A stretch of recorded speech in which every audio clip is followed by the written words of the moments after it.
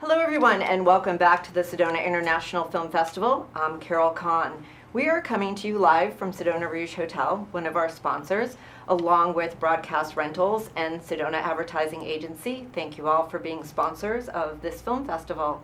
And I'd like to introduce you to three of our filmmakers today. Would you like to introduce yourselves? Hi, I'm John Pels, the executive producer. Happy to be here. I'm Adam Brumman, the writer-director of Dying Breed. I'm Mike Lahaly, executive producer of Dying Breed as well. So Dying Breed, it was such an interesting film to watch. Adam, would you give us a synopsis of the film?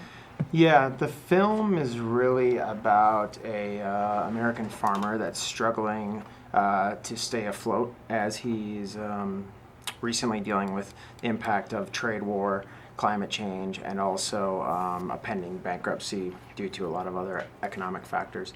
And he is to the point where he's going to have to sell his family farm. So that's big picture what it's about. Where it goes from there, I never know whether I should tell people, how it ends, because it's kind of giving the film away. But what we're really trying to do is raise awareness around farmer stress and farmer depression, and which unfortunately is leading to an unfathomable amount of farmer suicides. So that's what Dying Breed is, kind of in a nutshell. That surprised me because I did not know the magnitude of suicide among farmers at all. And you made it very clear in your film how many and what is that number. And it's not just in the United States, it's really around the world. Yeah, it is. I have to look at the stats on a teleprompter to tell you exactly, but it's 2 per day, almost 2 per day in the United States.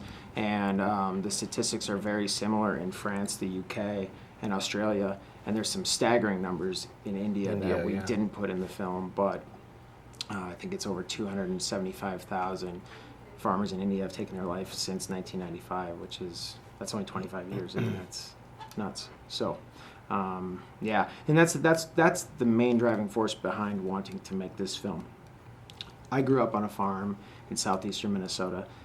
And so I was searching for a story that I felt like I could tell, like something that I could tell and bring authenticity to. And when I came across an article on The Guardian from a few years back about a study that was done here in the United States on this subject, I couldn't believe it. I was like, there's no way. That can't be right, So then I started going down a whole bunch of research rabbit holes, CDC and different things like that, trying to fact check and see what the real numbers were, and it's staggering. So I felt like, especially because of the way I grew up, this was a way I could not only tell an authentic story, but hopefully contribute to, the place that I came from, I guess. So, yeah. I think your average farmer, to American farmer at least, from our experience, isn't the type of person to pour his or her heart out how bad they're hurting. They don't want their peers to know it. Certainly they know that there's problems and maybe they're falling behind on their bills, but they don't know the extent of it. So there's a level of embarrassment too, which is a shame, because I'm not that type of person. I open up and I have a circle of friends and family where I'm not embarrassed to say, where I'm struggling. And I think, especially the American farmer, that's a big thing for them to open up. Mm-hmm. Yeah, it was really sad because that's part of the American dream. I mean, farming has, been part of our culture for such a long time. And, with things happening now, it's taken away, and I'm sure growing up on a farm, Adam, was completely different than what we're experiencing today. Yeah, I mean, well, it was because my dad bought his farm. He was third generation farmer, but his family had stopped farming when he was a teenager. So he started all over in the early 90s because he was passionate about farming. And there was actually a lot of really good years, especially in after the recession was some of the best years farmers have had in decades. And now we're going on about 7+ years of just declining prices, and the thing is that everything else seems to keep going up, and that has a lot to do with economics. I mean, equipment manufacturers got numbers they want to hit, so they're going to keep raising the price of their equipment every year, even though farmers can't necessarily afford it. And I think what happened, to back up a little bit, I think what happened to some extent is what happened in the 80s, and I was really young in the 80s, but from what I understand is that there was a big swing where everyone was making tons of money.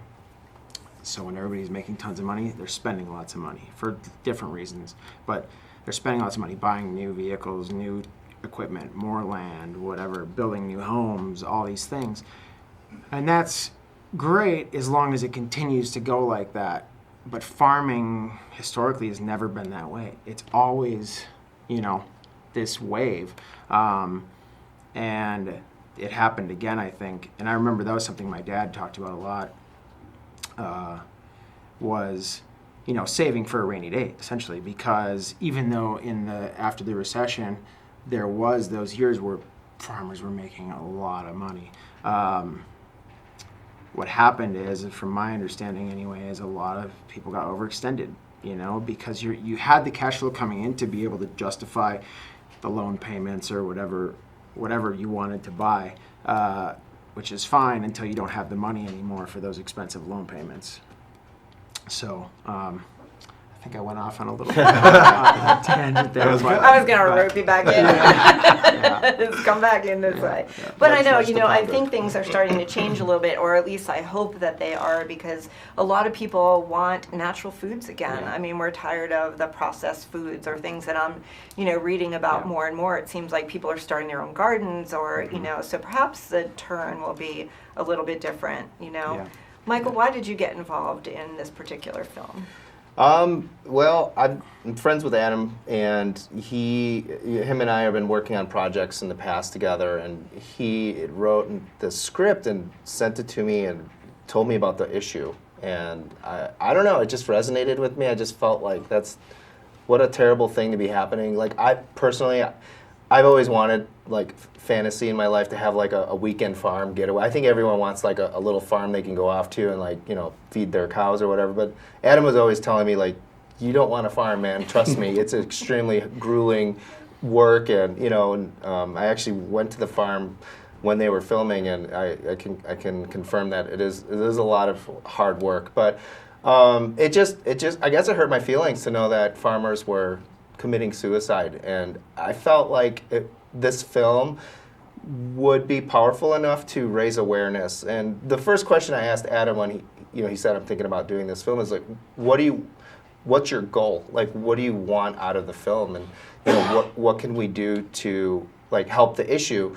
And so we had a bunch of different ideas back and forth, bringing awareness, helping charities that are already helping farmers, Farm Aid or, Economic Hardship, or all these places that are already helping farmers to, give awareness, maybe increase donations to them so they can get help, psychological help or even financial help, whatever help is needed. So knowing that this film might be powerful enough to, be able to do that was one of the main factors why I wanted to get involved and spend my time and push it and promote it and try to raise money for the feature. That's what the goal is. This was a short, as you know, and we really want to make it into a feature. So because Adam really wants a voice here and wants to be able to tell the whole story.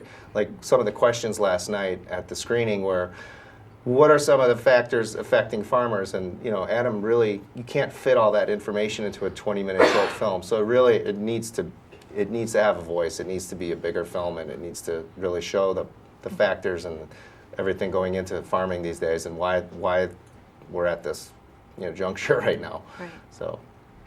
And John, what about you?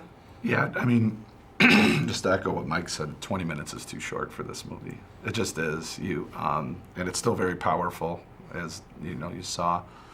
But we really want people to get to know the character more, and in a feature, more characters as well. But I just, weekly you seem to hear about suicides, and not just in farming, more and more, and it does break my heart. I mean, because I feel like you can change someone's mind, if you can just reach them and talk to them. And no, Adam, like Mike said, there was a couple other scripts that we were involved with, and we still want to be involved with them, but this one really hit us both. And being on the farm and these combines, I mean, what are they? I don't even know how much one of those combines. $500,000 So you machines. start to like- talk about having Right. to have that kind of equipment to keep up, and I can see how people get left behind. And we had a great time. His family was amazing, and I'm so glad I was a part of it too. To be involved, and it was unseasonably cold. There was nothing. It's a somber subject, and it was, a somber few days. There's no question. It was Yeah. driving snow at Yeah. times, but I think the I was the weather- guy who was allowed to hop in the car and warm up while They Adam they and, didn't, yeah. and everyone else is hanging on the side of a grain bin, and it was impressive to watch everybody work. That's for sure. Right. And I think the weather cooperated in I think it was dreary weather, and I think you needed that. Yeah. So it cooperated in a weird way. Yeah. But it was a cold week. Well, is your film going to be shown again at the film festival? Yes, tomorrow. tomorrow at John, Two. I think. 2 or We'll 3. double check. Yeah.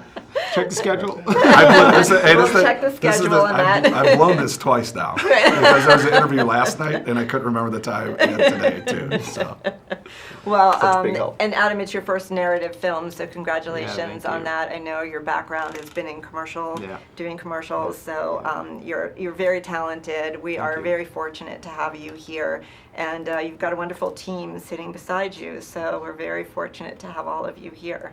Thank you. Thank you for inviting us. Yeah. yeah, and we've loved Sedona. It's been amazing. Everyone's It's been been a so good time. nice and accommodating. So we're very happy to be here. Well, good. We hope that you'll come back again. Absolutely. Yeah. We got to get doubt. invited back next year. Right? Yeah. That's right, another film just Yeah, to bring you exactly. both, all Yeah. three of you back Right. again. So how can people find out about your film? Right now, the best way is to go to our website, www.dyingbreed.film, and there's all sorts of contact information, I think, for Michael, maybe for you too. And if you're interested in learning more about the feature that we're trying to make, there's a separate portal we can send you to for that. There's all that stuff. So, yeah, and then we just started the festival tour from when we finished the film. Sedona is our first festival, so we are, we'll see where it goes from here. So you're festival newbies, but you'll be back and you Yeah. won't be newbies No, anymore. exactly. All right. Well, follow us on hashtag SedonaFilmFestival.com. Hashtag Sedona Film Festival 2020 and and Sedona Film Fest 26 hashtag. So thank you. And we'll be back with more from the Sedona International Film Festival after this.